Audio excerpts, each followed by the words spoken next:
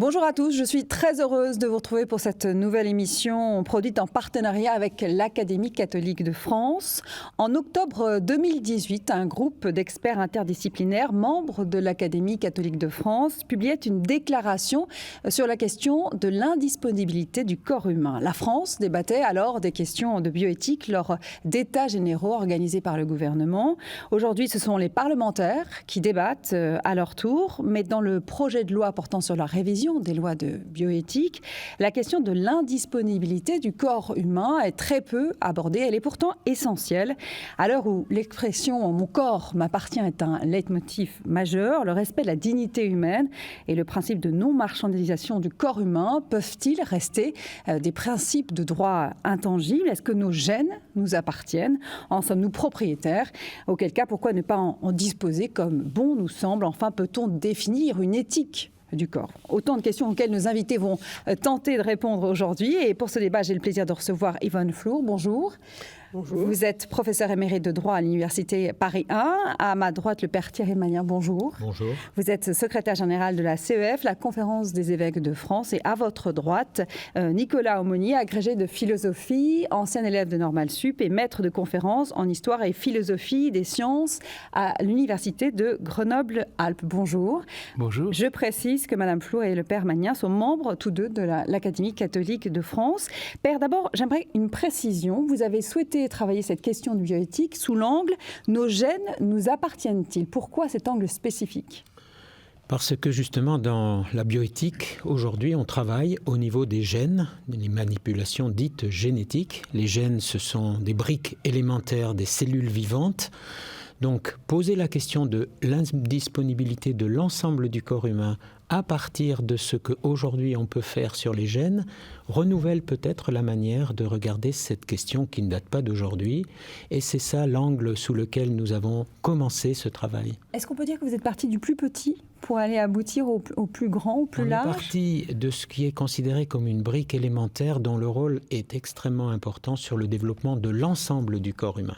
Alors, on va revenir sur cette définition d'indisponibilité du corps humain. Et là, je me tourne vers vous, Madame Flour. Qu'est-ce que dit le droit de cette question d'indisponibilité ? Alors, rien que le fait de savoir ce que dit le droit fait question et ne fait pas l'objet d'un constat unanime. Parce qu'en effet, en réalité, le principe d'indisponibilité du corps humain n'a jamais été formulé comme tel dans la loi. En même temps, il me semble qu'il y a un peu d'hypocrisie à souligner ce point pour en tirer l'idée que peut-être ce principe n'existerait pas, parce que le droit ne dit pas tout. Enfin, il y a des choses en droit, c'est un point très important, qui vont sans dire.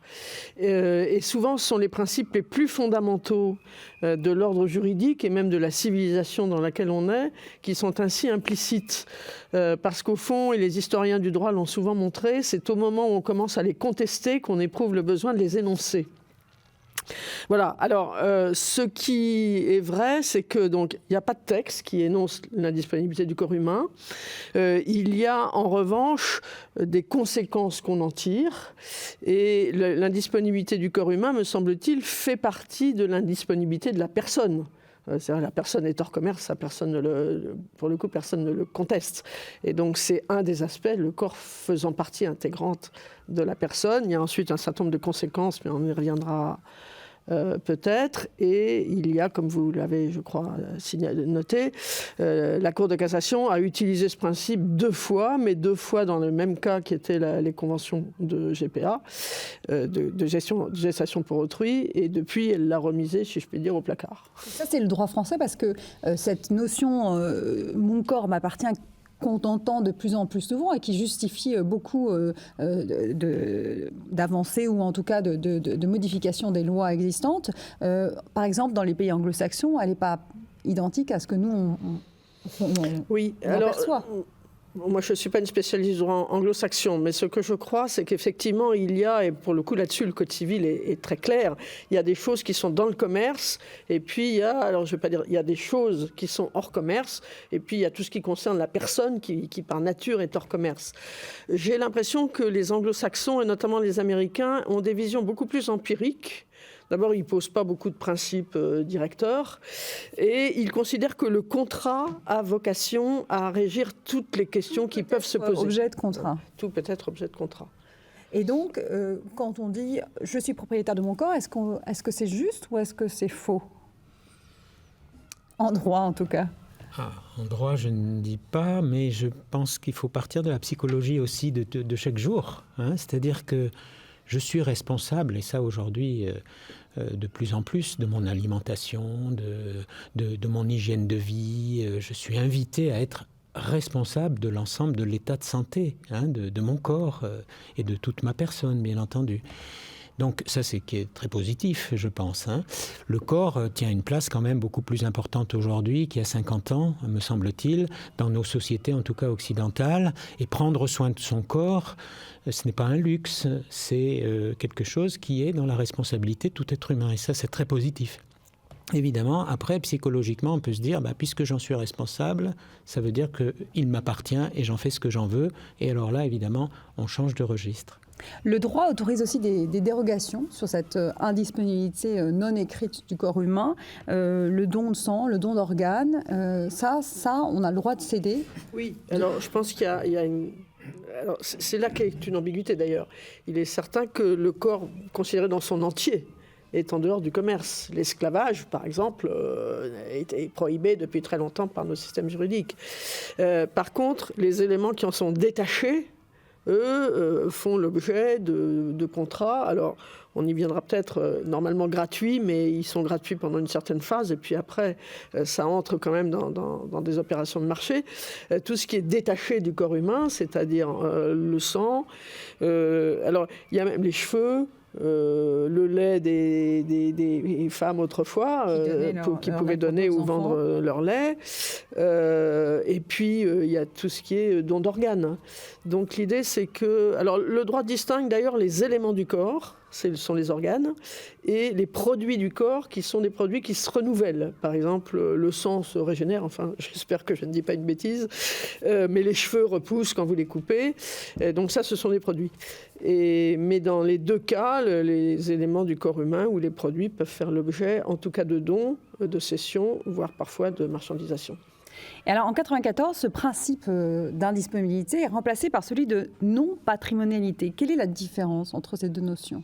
Alors justement, je crois que l'origine de ce transfert, c'est que on est arrivé à l'idée qu'il y avait trop d'exceptions au principe d'indisponibilité. À partir du moment où les éléments du corps humain peuvent circuler, et encore une fois, même parce que quand je donne mon sang, c'est gratuit pour moi, mais pour les laboratoires qui récupèrent les éléments sanguins, ça n'est plus gratuit. Ça se vend, le plasma, enfin, où les éléments du sang peuvent se vendre. Et donc, l'idée, c'est que l'indisponibilité du corps humain était formulée de manière beaucoup trop générale qui ne correspondait pas à la réalité. Et donc, on en est venu à dire que plutôt que parler d'indisponibilité, il fallait parler de non-patrimonialité, c'est-à-dire que mon corps ne fait pas partie de mon patrimoine, ça rejoint un peu la question de la propriété. Il est intégré ou il fait partie de ma personne, et par conséquent, toutes les opérations qui concernent le corps sont nécessairement gratuites. Non-patrimonialité et gratuité, ça va vraiment ensemble.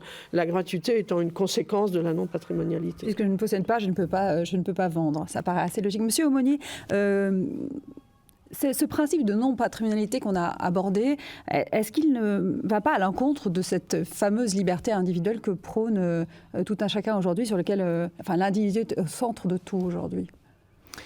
Alors d'abord, je voudrais revenir sur ce que vient de dire Madame Flour. Je crois qu'en 1994, l'intention du rapport Lenoir, qui était juste avant, qui était préparatoire à la loi, aux lois de bioéthique, c'était puisqu'il y avait des éléments et des produits du corps humain dont il était fait finalement commerce, c'était de soustraire ce commerce à la prostitution. Et donc en fait de soustraire le corps entier à la prostitution. Et c'est pour ça que la loi de bioéthique de 1994 a créé une catégorie qui n'existait pas avant, intermédiaire entre les personnes et les biens, et qui étaient les parties du corps humain. Et finalement, en disant non-patrimonialité, on exprimait la non-patrimonialité du corps dans son entier, mais la possibilité que des sujets, pas le sujet lui-même de ce corps, mais des sujets autres, fils commerce, ou en tout cas appropriation de ces parties du corps humain. Il me semble que dire non-patrimonialité, c'est tout de même exprimer quelque chose de l'ordre du patrimoine. On est dans le registre linguistique du patrimoine. Et parmi les juristes, je pense en particulier aux travaux de Florence Bellivier et Christine Noiville, qui ont étudié ces questions-là, disent que, en somme, il y a un retour au vocabulaire notarié de la fin du XIXe siècle, et dans patrimoine génétique ou dans non-patrimonialité, il y a quelque chose qui fleure bon son notaire de la fin du XIXe siècle. Ce qui, dit plus simplement, signifie qu'il y a une sorte d'appropriation par le vocabulaire, de chosification par le vocabulaire, sinon du corps, du moins des produits du corps humain. Et donc on est dans un registre, on prépare le terrain. Et je trouve que dans la déclaration de l'Académie catholique de France, il y a quelque chose de très intéressant à revenir à cette expression d'indisponibilité du corps humain, par-delà le long détour juridique toujours actuel de non-patrimonialité, parce que non-patrimonialité, ça fait le lit des marchands, alors que indisponibilité du corps humain, on est vraiment dans quelque chose de tout autre. Alors on va parler maintenant de ce corps humain qui est vu aujourd'hui comme un ensemble de pièces détachées. Comme souvent, le don d'organes peut sembler aller dans ce sens-là. Après tout, on peut donner un rein, on peut donner du sang. Comment est-ce qu'on est arrivé à cette perception que le corps n'est fait que de pièces détachées, qu'on peut céder à l'envie, ou en tout cas selon certaines règles, Père ? En tout cas, cette idée-là a été notamment fortement développée par Didier Sicard, qui a été un des présidents du Comité consultatif national d'éthique. Et cette expression-là, elle signifie rien contre les personnes en disant cela, mais vous savez bien qu'on va par exemple parfois parler de quelqu'un qui a un cancer du foie, on va dire le cancer du foie de la chambre Intel, de la chambre 3. Non, la personne, c'est une personne et il se trouve qu'elle a un cancer du foie. Après, on va faire des images. Aujourd'hui, heureusement, les technologies sont là, extrêmement fines, extrêmement importantes pour aider, bien sûr, le médecin et pour trouver les bons traitements. Mais du coup, on va se focaliser sur un organe, sur la partie d'un organe, et ainsi, on va regarder, des spécialistes vont être spécialistes de tel organe, de telle partie. Et du coup, vous voyez, on a petit à petit comme un puzzle dont chacun est spécialiste d'une partie. Et on a souvent dit que la médecine ou spécialiste d'une partie oubliait que cette partie était dans un ensemble. Et évidemment, quand on va donner une partie de son corps, eh bien, c'est un morceau de son corps, le corps en pièces détachées. Et c'est ça, évidemment, cette vision-là qui est fortement remise en cause par la médecine globale, comme on dit aujourd'hui, et heureusement qu'elle est remise en cause. Mais dans la marchandisation du corps humain qui peut se produire parfois, malheureusement, dans le monde, cette idée du corps en pièces détachées est évidemment une base très forte. Et puis, autre chose, aujourd'hui, nous sommes dans réparer et augmenter aussi les capacites du corps humain. Donc, la notion de transhumanisme. Alors, qui peut aller jusque dans le transhumain, oui, dans le transhumaniste. Et derrière, voilà, je répare comme je répare une machine. D'ailleurs, au passage, le terme réparer dit bien que, voilà, je répare les pièces d'une machine. Je cherche à perfectionner ces pièces. Alors, en effet, par exemple, un cœur artificiel, aujourd'hui, heureusement qu'on est capable d'eux, donc ce n'est pas forcément mauvais.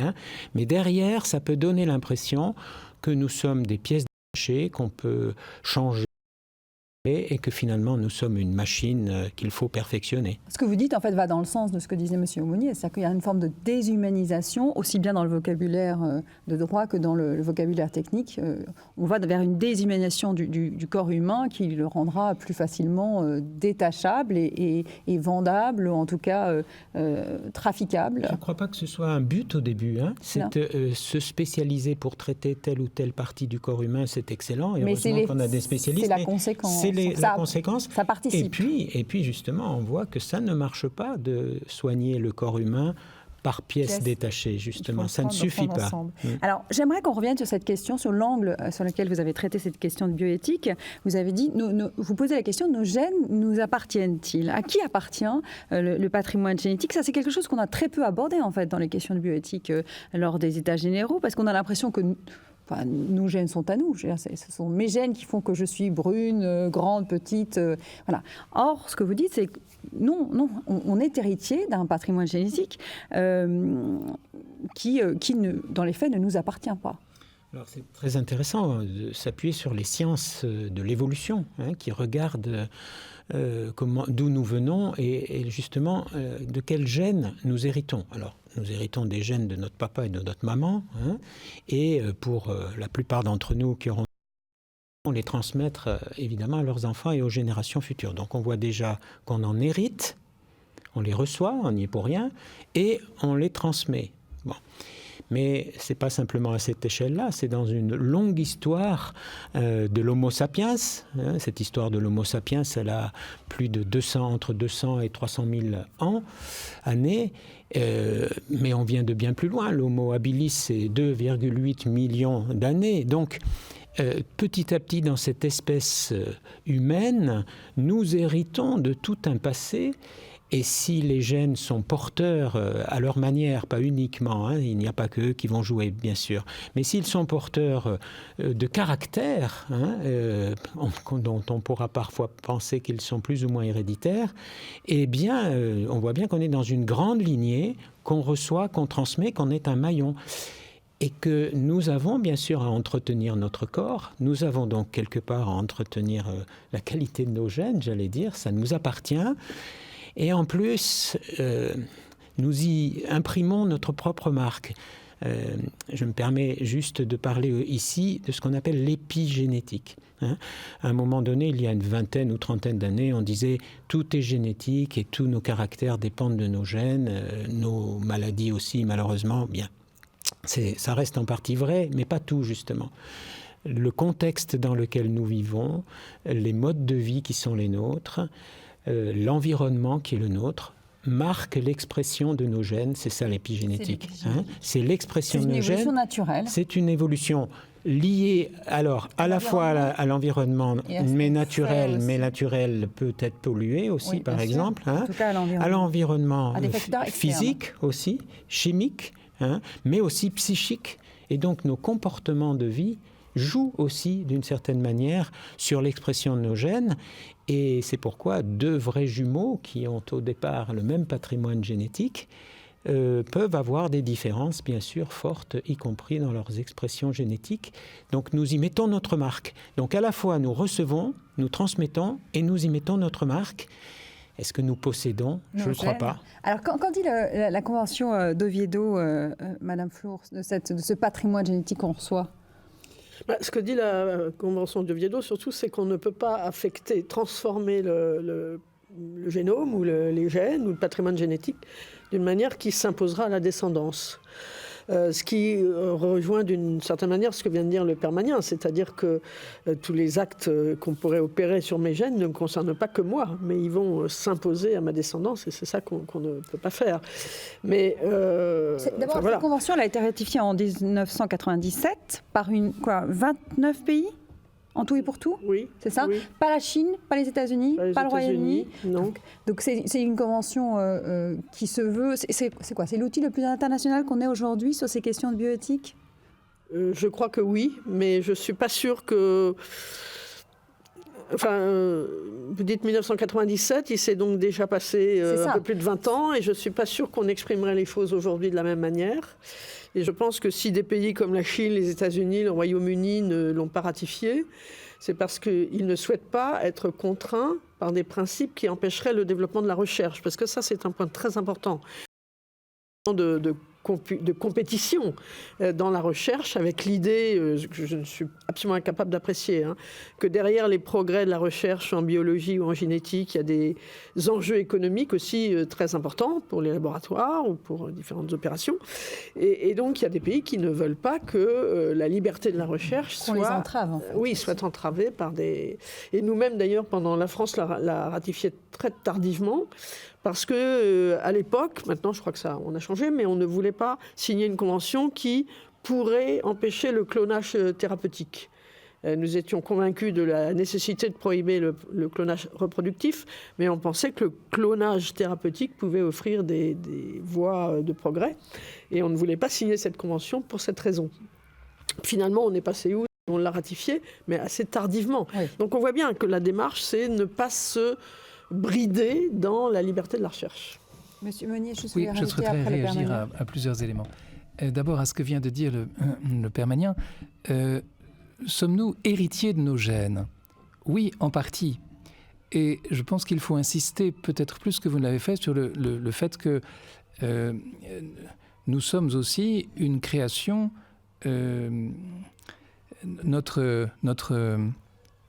nos caractéristiques génétiques sont uniques. Donc, il y a évidemment, nous ne venons pas de nulle part, donc il y a évidemment la transmission ou l'héritage, mais je ne suis pas sûr que le mot soit tout à fait approprié, la transmission du patrimoine, enfin, des gènes issus de nos deux parents, mais nous avons notre marque propre. Alors, d'ailleurs, c'est très intéressant ça, et c'est justement ça, me semble-t-il, une vraie transmission.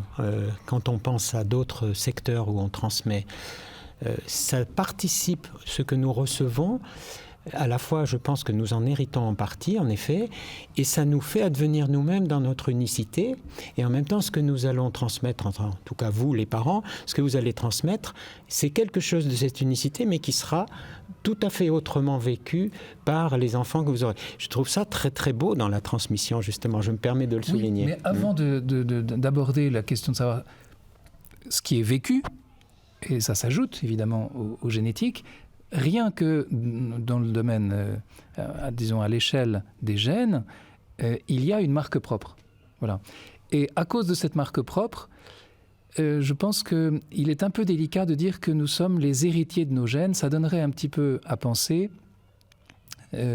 que les gènes sont les véritables sujets de nos existences, comme dans ces théories, ce qu'on appelle le gène égoïste, c'est-à-dire c'est le gène les gènes poursuivent des stratégies évolutives qui rusent en passant des uns aux autres, mais finalement les uns et les autres, sujets, personnes, ne sont que des accidents, des occasions, et donc, en fait c'est la stratégie des gènes qui est... Voilà. Donc je suis un peu gêné par... vous, Monsieur Aumonier, nos gènes nous appartiennent-ils ou pas ? Est-ce qu'on peut trancher cette question ? Je ne pense pas que le terme appartenir soit un bon terme. Non, je ne pense pas. Je pense que... Et alors la deuxième chose que je voulais dire, c'est que... Il faut qu'on avance sur la Convention de Oviedo. Il y a une tendance dans le débat public à considérer que les gènes, c'est la commande, c'est ce qui commande tout l'organisme, et donc ce qui contrôle les gènes contrôle tout. Et ça, c'était les années 60. Et maintenant, on a vraiment bien corrigé cette approche. Et on sait qu'il y a bien des processus qui contrôlent, réforment, régulent tous ces processus génétiques. Et donc, l'épigénétique, c'est à la fois ce qui s'ajoute aux génétiques à l'intérieur même de la cellule et bien sûr dans l'environnement. Donc, il faut vraiment nuancer tout ça. Je pense que héritier, ça va un petit peu trop du côté de patrimoine et appartenance. Là encore, attention au vocabulaire, à la chosification. Pour revenir sur la question de la Convention de Oviedo, parce que là, il faut qu'on avance, comment parvenir, est-ce qu'on peut parvenir aujourd'hui à un genre de consensus international sur des grandes questions de principe en matière de bioéthique ? Parce que vous disiez très justement que la France, par exemple, retardé la ratification parce qu'elle avait peur que ça la bloque dans son processus de recherche sur ces questions-là. Est-ce que c'est possible ou est-ce qu'on est totalement naïf quand on pense que tous ces pays-là peuvent y arriver? Je ne suis pas capable de répondre à votre question parce que je connais déjà pas très bien ni l'univers intellectuel anglo-saxon ni même son droit. Et je ne connais absolument rien à la philosophie, si je puis dire, chinoise. Mais je crois quand même qu'il y a tout de même des conceptions fondamentales de l'être humain qui ne sont pas forcément partagées par toutes les cultures ou par toutes les civilisations. Et je pense par exemple que les Chinois, pour autant que je puisse le mesurer, n'accordent pas précisément à la personne la valeur que les civilisations occidentales, marquées sans doute par le christianisme, lui apportent. Sur la personne, chez eux. Oui, exactement. Et en plus, ce sont des gens qui ont des visions extrêmement empiriques, si vous voulez. Et si j'ai le temps de rapporter une toute petite anecdote qui s'est produite dans un colloque auquel je participais à Pékin, où nous avons certaines stupéfactions, nos collègues chinois, ça c'est un débat qu'ils avaient entre eux, se demandaient si on pouvait, lorsqu'une personne a été condamnée à mort, vendre ses organes de façon à utiliser le prix retiré de ses organes pour indemniser les victimes. Évidemment, c'est une idée. Enfin, je me souviens de la stupéfaction qui était la nôtre. On était 4 ou 5 Français. Et c'est une idée qui ne viendrait jamais à un juriste français. Enfin, c'est même pas dans ça ne peut pas entrer dans sa façon de penser. Donc, ce que je veux dire, c'est qu'on a quand même des ruptures culturelles ou des différences dans la manière de concevoir l'être humain qui sont fondamentales. Et alors, un consensus. Je pense Elmas Marty qui travaille beaucoup sur le concept de droit commun, avec l'idée qu'il y a des principes juridiques qui sont universels. Mais d'abord, je n'ai pas beaucoup travaillé cette question. C'est assez facile de trouver ces principes en Europe. Ça devrait aussi exister avec les États-Unis, parce qu'ils sont quand même une excroissance de l'Europe, culturellement et religieusement. Je pense qu'il y a des pays avec lesquels c'est très difficile. Très compliqué. Ça ne veut pas dire qu'il ne faut pas essayer. Cette notion de nos gènes nous appartiennent-ils parce que forcément, si vous posez cette question, si vous avez posé cette question dans ce document, c'est parce qu'elle sous-entend une autre question, et c'est jusqu'où sont-ils disponibles à toute modification? Voilà. Alors, pour faire un peu le pendant aussi à tout ce qui a été dit, il ne faut pas considérer le gène tout seul, isolé, bien entendu. Le gène, il est dans un génome, une bibliothèque, comme un livre dans une bibliothèque. Et tous les gènes sont interreliés.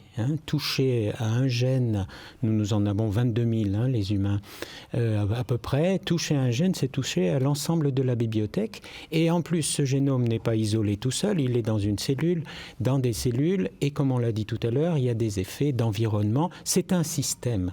Donc, ce dont nous héritons, ce n'est pas une chose comme ça qui viendrait prendre une place indépendante et qui produirait du corps humain.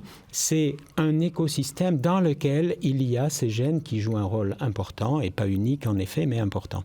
Donc, dans la transmission, c'est un écosystème qui est transmis, ce n'est pas des choses. Attention, tout est lié. Et attention, tout est lié, et c'est bien pourquoi toucher à un gène, alors aujourd'hui on a des méthodes, très intéressante d'ailleurs, de biotechnologie, la méthode qu'on appelle CRISPR-Cas9, qui est les ciseaux à ADN, qui donne des possibilités d'aller en particulier détacher un brin d'ADN, remplacer un gène défectueux par exemple par un gène artificiel sain.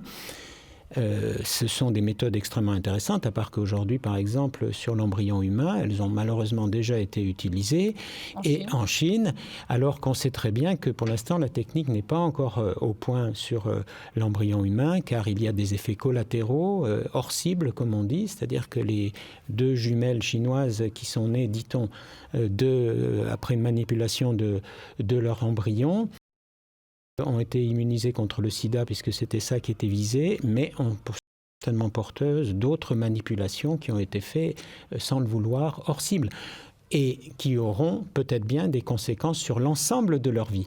Donc, devant ces capacités que nous avons aujourd'hui pour le meilleur et pour le pire parfois, on voit bien que toucher à nos gènes, c'est pas toucher à des petites choses comme ça.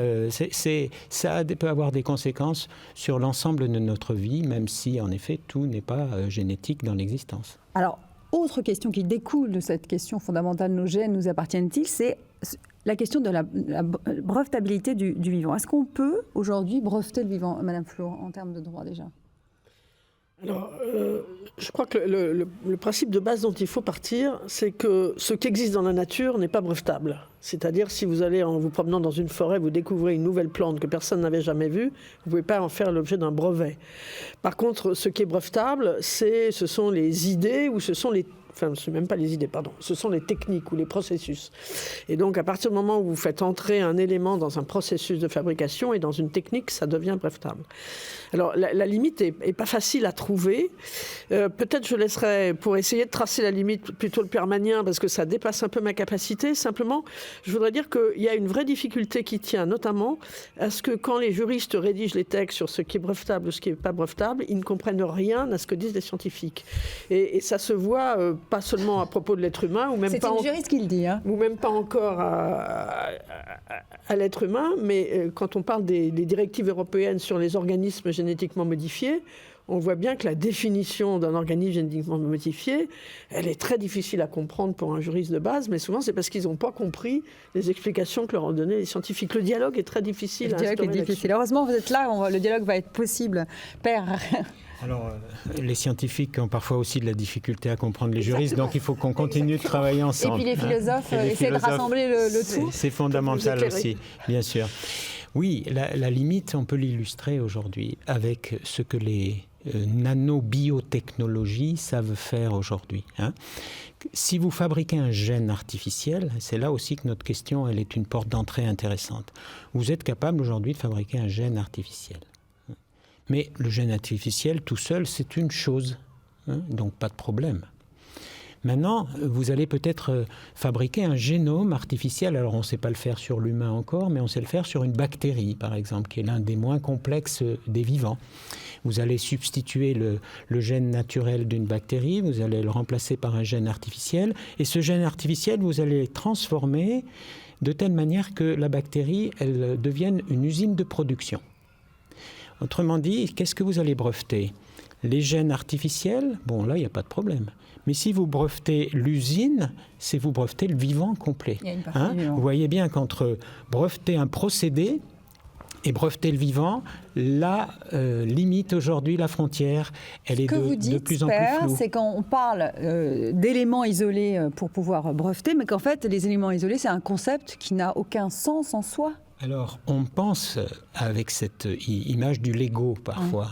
On se dit, si on a les briques élémentaires du vivant et puis qu'on les assemble, on va finir par trouver le degré qu'il faut pour qu'on passe de l'inerte au vivant, puisque le gène en lui-même, c'est de l'inerte.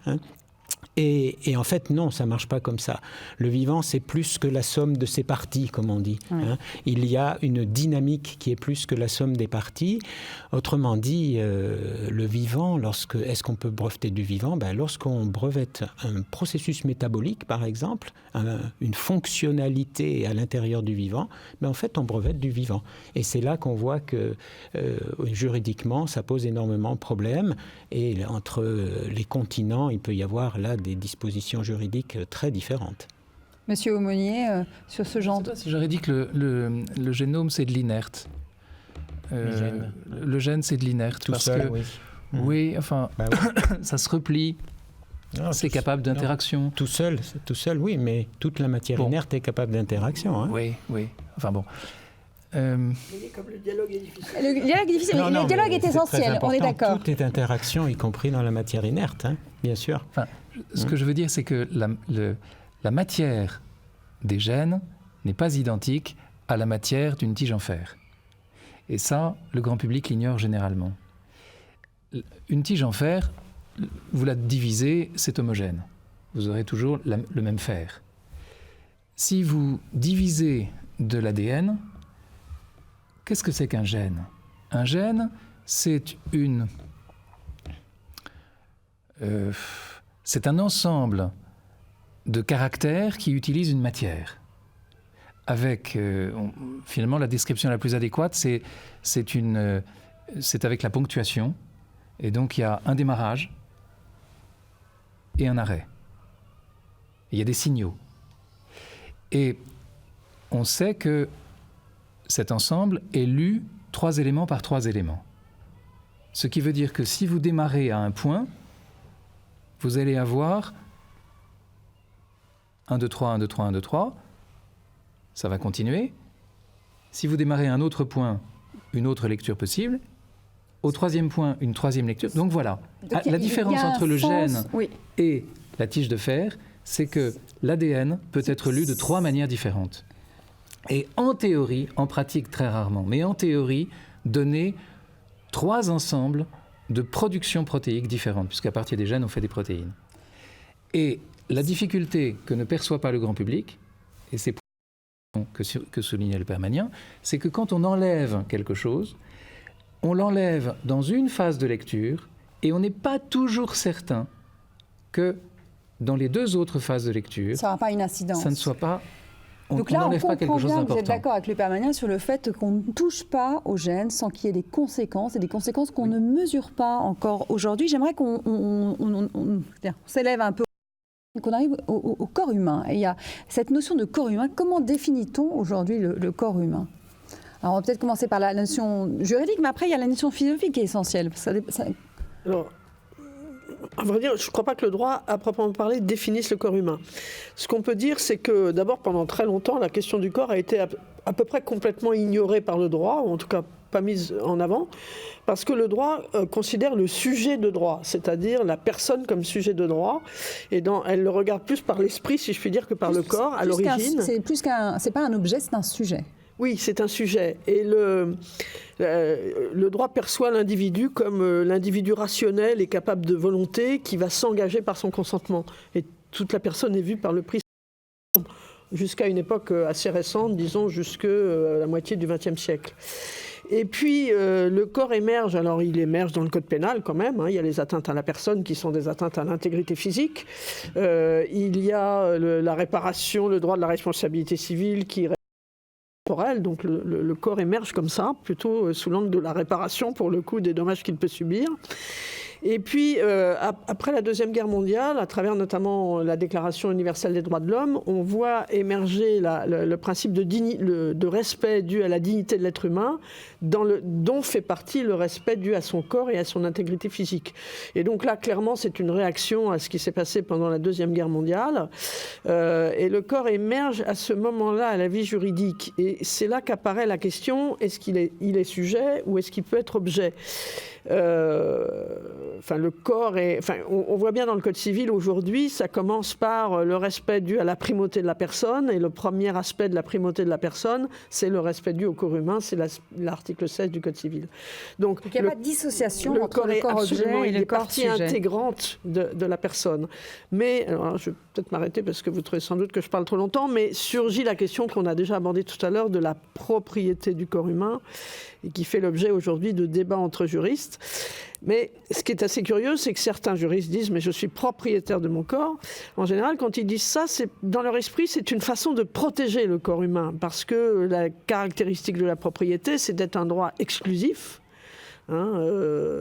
Et par conséquent, si je suis propriétaire de mon corps, j'ai le droit d'interdire toute intervention ou toute intrusion d'autrui sur mon corps. Ce qui est valable et ce qui est juste de cette... Mais ça, on pourrait retourner la question en disant, puisque je suis propriétaire de mon corps, j'ai le droit d'en céder une partie exactement. Contre monnaie voilà. D'abord, je pense que pour dire que l'autrui ne peut pas porter atteinte à mon corps, je n'ai pas besoin de passer par le concept de propriété, premièrement. Et deuxièmement, effectivement, ça laisse absolument sans réponse la question de jusqu'où moi, dans l'exercice de ma liberté, je peux disposer de moi. Là, on a l'impression que la notion de liberté individuelle et la notion liée à la propriété et ce principe d'indisponibilité ou de non-patrimonialité s'entrechoquent. Ce principe d'indisponibilité, dont vous avez dit qu'il n'est pas écrit dans la loi, il y a plus en plus d'exceptions qui viennent poser des coins, entamer des coins dans ce principe, parce que les conventions de recherche d'expérimentation médicale sur l'homme, qui sont encadrées par la loi, elles sont admises dans des conditions de plus en plus larges. C'est pour ça d'ailleurs qu'il y a des révisions de loi régulières de bioéthique tous les 7-10 ans à peu près, parce que... Tous les 5 ans. Alors là, ça fait 7 ans. Là. On prend du retard. On prend du retard, voilà. Donc dans les faits, en théorie c'est 5 ans et dans les faits c'est plus 7 ans. Voilà. J'allais dire maintenant Qu'est-ce qui commande, par exemple, les révisions des lois de bioéthique? Est-ce que c'est vraiment, est-ce que c'est la technique? Est-ce que c'est la société qui pousse avec ce leitmotiv « mon corps m'appartient, j'ai le droit, je peux ». Est-ce que c'est le politique qui cède justement à cette poussée individuelle? Alors, notre pape François, dans Laudato Si, le 3e chapitre de cette magnifique encyclique, il parle justement des technosciences, dans les biotechnologies en particulier, dont nous parlons pour la manipulation des gènes, et il dit il ne faut pas se tromper, ce n'est pas qu'un problème d'éthique des sciences, le paradigme il est techno-économique. Et ça, je pense qu'on ne peut pas ne pas le voir. Alors, peut-être qu'en France, on le voit un peu moins que dans d'autres pays, mais il y a un soubassement, bien sûr, économique, qu'on peut comprendre d'une certaine manière, mais qui peut pousser à l'extrême et qui pousse, justement, on a parlé des brevets tout à l'heure, évidemment, breveter du vivant, qui fait partie du processus nouveau que les chercheurs ont mis au point, eh bien ça, évidemment, c'est du business. Et ça aura des conséquences énormes dans l'ensemble de notre vie quotidienne. Donc le paradigme, moi je dirais, il est d'abord techno-économique. Or, souvent, quand on fait des débats, on discute l'éthique des sciences et des technologies appliquées à la médecine, peu l'aspect économique. Monsieur Aumonier? Je suis entièrement d'accord. Je pense que la bioéthique est une discipline, éventuellement universitaire, qui part d'un constat qu'il y a des questions difficiles dans les années 60. On est passé par plusieurs crises, donc il faut se mettre ensemble, réfléchir. Et donc, il y a 3 caractéristiques, en gros, dans les réflexions bioéthiques. C'est la pluridisciplinarité, du coup, le pluralisme des points de vue, et enfin, le principe de l'ouverture à la discussion. Et alors, on véhicule quand même beaucoup l'idée que le consensus deviendrait une valeur éthique, ce qu'il ne peut pas être. Si les gens sont d'accord entre eux, c'est intéressant, ça a une... Bon, c'est intéressant, mais ça n'empêche pas de réfléchir, et en particulier de se poser des questions éthiques. Éthiques véritables, et pas de bioéthique. Souvent, on entend par boutade, est-ce que la bioéthique, c'est la réflexion qui permet de transgresser ce que l'éthique interdit? Et du coup, il y a un affaiblissement du fait de cette tradition-là, qui est aussi très liée aux problématiques des années 60, donc aux problématiques transgressives des années 60. Il y avait, on se représentait à l'époque l'autorité comme quelque chose de très dangereux, il fallait s'affranchir de tout cela. Bon. Et il y a donc la bioéthique a représenté un moment, nous sommes les héritiers de ces discussions, mais ces discussions doivent peut-être être plus musclées, avec, disons, des réflexions un peu plus soutenues. J'aimerais qu'on passe maintenant à une partie, parce qu'on arrive vers la fin de l'émission, pas aux solutions, parce qu'on sent bien que les solutions ne sont pas très simples à faire émerger, mais vous parlez d'éthique du corps. Il y a d'autres notions qui sont importantes et qui sont fondamentales. La dignité humaine, qui est un principe, je veux dire, presque matriciel, d'où émanent d'autres sources de droit, mais en même temps... Madame Flour, on a l'impression que la dignité humaine, c'est un peu le dernier rempart sur lequel on s'accroche pour éviter que l'évolution des lois de bioéthique ne permette tout et n'importe quoi. Comment faire? Quels sont les outils qu'on peut utiliser aujourd'hui en matière de droit, en matière d'éthique, en matière de philosophie pour mettre un cadre et pour permettre, vous parlez de cette pression bioéconomique, ne dicte pas la conduite à tenir? Il me semble qu'on a besoin aussi de regarder les grandes traditions philosophiques et parfois théologiques qui nous disent la personne humaine. Il faut revenir à ça, me semble-t-il. Alors, dans une des traditions qui est bien développée, on envisage l'humain comme corps, âme, esprit. C'est ce qu'on dit très souvent. Hein. Alors, on pourra traduire ça aussi en partie. Le biologique, le psychique et le spirituel sont intimement liés. Le corps étant plus que du biologique, bien entendu, reprenant tout cela. Prendre soin du corps, prendre soin de la personne, et c'est quand même l'objectif des lois de bioéthique. Hein. Prendre soin des relations sociales, prendre soin de la justice sociale, c'est respecter ce corps humain, c'est respecter cette alliance corps-âme-esprit, d'autant plus qu'on l'a dit tout à l'heure, et on l'a dit à travers les gènes, l'expression de nos gènes est aussi liée à notre manière de vivre, est aussi liée à notre psychisme, est aussi liée à nos comportements spirituels, c'est tout un... Donc, il me semble que ça donne une toile de fond extrêmement forte pour savoir justement que, oui, mon corps, ma personne, j'en suis responsable, mais elle ne m'appartient pas, je ne peux pas faire n'importe quoi sur moi-même et encore moins sur les autres, je dirais. Ça donne une toile de fond, ça ne donne pas des recettes toutes faites, mais il est bon de se replonger. Nous ne sommes pas une machine, nous ne sommes pas des pièces détachées. Vous parlez de transcendance de la chair. Transcendance, c'est un vocabulaire quasi religieux. Bien sûr, si vous voulez, mais qu'aujourd'hui on peut dire aussi philosophique. Hein. Oui, il y a quelque chose...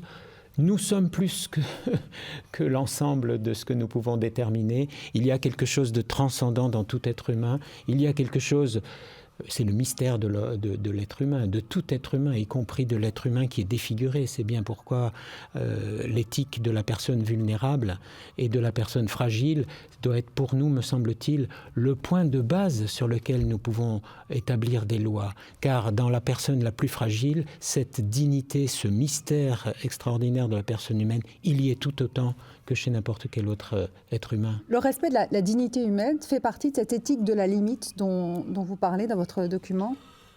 Certainement, mais comme vous l'avez déjà évoqué tout à l'heure, le problème c'est qu'effectivement la dignité humaine c'est un peu le fondement de tous les droits, et notamment de tous les droits de l'homme. Mais jusqu'à une époque récente, c'était une sorte de principe métajuridique qui surplombait l'ensemble de l'ordre juridique et qui était la source des droits, mais qui n'était pas l'objet d'un droit propre en soi. Et maintenant, on en est à invoquer la dignité humaine parce qu'on est, comme vous le disiez, c'est le dernier rempart. Tous les autres défenses ont tendance à tomber.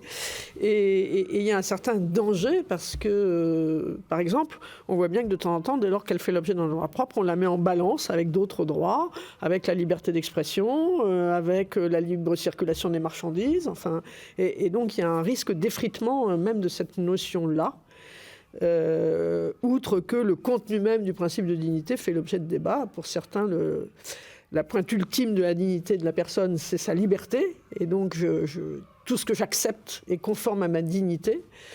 Tandis que d'autres pensent que la dignité surplombe l'individu et qu'elle est celle de l'humanité tout entière. Et donc, je porte en moi une forme de parcelle de la dignité de l'espèce humaine tout entière que je ne pourrais pas aliéner. Donc là, c'est une limite. On revient un peu à la notion de gêne. C'est une limite à ma liberté, oui. Enfin, on retombe en tout cas à l'idée qu'on ne peut pas faire tout ce qu'on veut de soi-même. De soi-même, il y a des limites. L'éthique de la limite, Monsieur Aumônier, c'est pour vous... un des remparts, ça pourrait être invoqué, le fait qu'on ne peut pas faire tout ce qu'on veut. Je comprends l'inquiétude contemporaine qui aime des remparts et des protections. Et il y a des débats en bioéthique pour savoir si la bioéthique c'est une affaire d'interdiction, de rempart ou d'invention. La position de Dominique Lecourt est assez intéressante. Il dit que la bioéthique, il faut qu'elle manifeste un nouvel esprit éthique, comme Bachelard, un nouvel esprit scientifique. Et donc, il faut à la fois la concevoir comme un exercice spirituel et comme une expérience de pensée. Alors, si j'ai cité cela, c'est pour un petit peu affaiblir la notion de dignité comme rempart. Je pense que le principe de la dignité humaine, c'est très beau, mais c'est complètement creux la plupart du temps, quand c'est employé dans le contexte contemporain. Le vocabulaire bioéthique dégouline de bienveillance en invoquant le principe de la dignité humaine, et par derrière, ou même par devant, et sans se gêner, on fait du business, on tue, sans aucun problème. Donc, par exemple, dans notre droit, le tout début de l'existence humaine doit être traité avec dignité, mais la dignité n'empêche pas qu'on mette un terme à ce début d'existence humaine. Donc vous voyez bien que la dignité n'est pas un principe protecteur de quoi que ce soit, c'est un principe. Bon. Et pour l'instant, pour des raisons de paix sociale, tout le monde se contente de cela. Donc la dignité, l'usage que l'on a fait de la dignité depuis une cinquantaine d'années est un usage creux. Et donc ça n'est pas un dernier rempart. Pas du tout. Donc après ça, on peut discuter pour savoir si la dignité, c'est plutôt existentiel ou plutôt ontologique. Si c'est plutôt quelque chose de dur ou quelque chose qui ouvre des perspectives. Mais je pense qu'il y a un vocabulaire qui est à l'usage politico-économique qui se contente d'une dignité complètement creuse. Ce n'est pas un rempart, ce n'est pas quelque chose qu'on peut invoquer pour essayer de limiter cette évolution, l'évolution qu'on constate aujourd'hui. Je voudrais réagir, je suis tout à fait d'accord. Ce que vous venez de dire, en tout cas à la fin, peut-être un tout petit peu moins au début, en ce sens que vous dites la bioéthique, c'est pas des remparts ou des protections, c'est une nouvelle manière de penser l'éthique. Je suis d'accord, mais le droit, lui, il se contente pas de penser de nouvelles manières. Enfin, d'ailleurs, il vaut mieux qu'il pense pas trop. Le droit, il est là pour formuler des règles, et poser des cadres et notamment protéger les plus vulnérables. C'est sa mission, enfin c'est une de ses missions fondamentales. Et je pense que le droit est là aussi, même si aujourd'hui c'est quelque chose qui est largement perdu de vue, pour formuler des interdits. Enfin, il y a une légitimité du droit à poser des interdits. Ce que je voulais dire, c'est que la bioéthique est utilisée par le droit et par le politique pour dire des choses qui normalement ne devrait pas être de son... Oui. C'est un outil politique. Oui. En fait. On en sert comme un outil politique. Peut-être. Mais ce que je voulais ajouter aussi, c'est que justement, la révision périodique, tous les 5 ans des lois bioéthiques, fragilise tous les principes qu'on pose. Parce que l'idée, c'est qu'il va falloir s'adapter à l'évolution des techniques.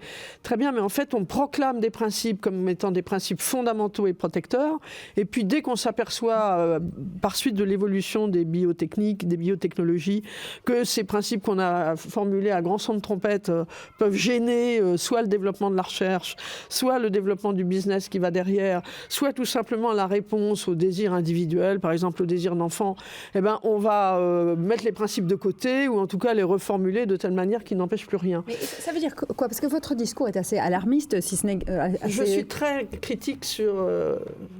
Sur quoi? Sur la perspective d'évolution du droit dans ces domaines. Donc, quelle solution aujourd'hui? Parce qu'on a débattu pendant quasiment 1 heure sur cette notion de gène, sur cette notion de corps humain, sur cette philosophie de l'éthique, mais dans ces cas-là, est-ce que ce ne sont que des incantations? Aujourd'hui, quelles sont les solutions qu'on peut invoquer pour préserver quand même, pour rappeler qu'on ne touche pas impunément au corps humain, à ces gènes, à ce patrimoine qui appartient à toute l'humanité? Malheureusement, il y a des exemples qui montrent les effets néfastes de le faire si on n'a pas pris justement toutes ces précautions. La limite, je trouve que c'est une excellente question parce que, bien sûr, l'éthique de la limite, on se dit mais les limites, elles sont toujours repoussées, donc on a l'impression toujours dans le même sens d'ailleurs. Bon, mais nous-mêmes, êtres humains, on voit bien qu'une chose est d'essayer de dépasser nos limites et une autre chose est d'envisager qu'on en Envisager de ne plus avoir de limites, ça peut être un fantasme qui attire beaucoup, mais en fait, nous ne sommes plus humains. Et donc, c'est notre humanité qui est en jeu là. Être capable de se donner des limites, ce n'est pas se limiter humainement, me semble-t-il. C'est peut-être limiter l'usage de technologies.